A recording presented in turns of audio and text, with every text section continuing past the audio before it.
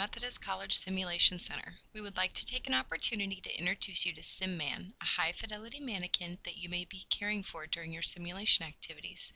While you may care for several different types of patients throughout your time in the lab, including newborns, postpartum, and pediatric patients, today we will be orienting you to a healthy adult male.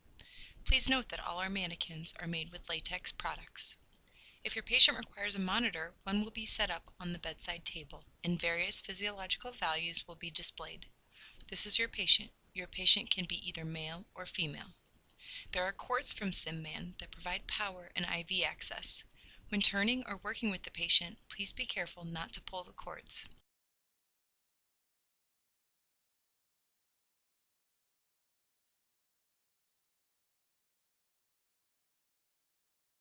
We ask that no markers, pens, food, or drinks be near any mannequins in the simulation lab or practice center.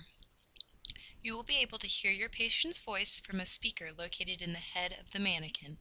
This will allow you to have a conversation with your patient. You may also notice various physiological changes happening to your patient during the scenario. This could include visible sweat, tears, or mouth secretions. As you perform your assessment, you will notice the mannequin's eyes will be either closed or blinking and pupils reacting to light.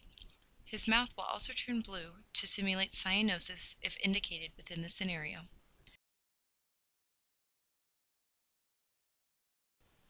There are pulse points on the mannequin which can be palpated. Bilateral carotid pulses, a left brachial pulse, bilateral radial pulses, bilateral femoral, bilateral popliteal, bilateral posterior tibial, and bilateral dorsalis pedis pulses. Please note the rise and fall of the mannequin's chest with each breath.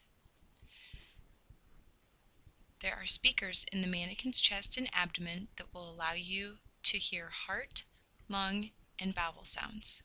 During auscultation, these sounds can be normal or abnormal depending on the scenario. The mannequin is run by an air compressor and internal and external computers. These noises may be heard during auscultation and are not part of the scenario.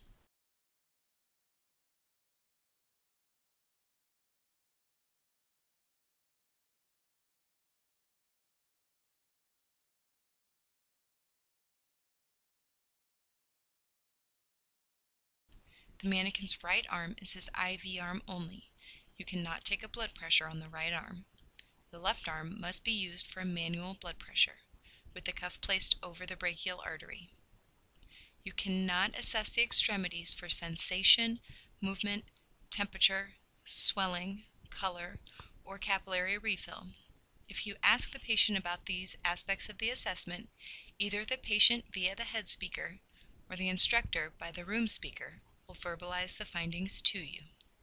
Thank you, and we hope that you enjoy your time working with SimMan.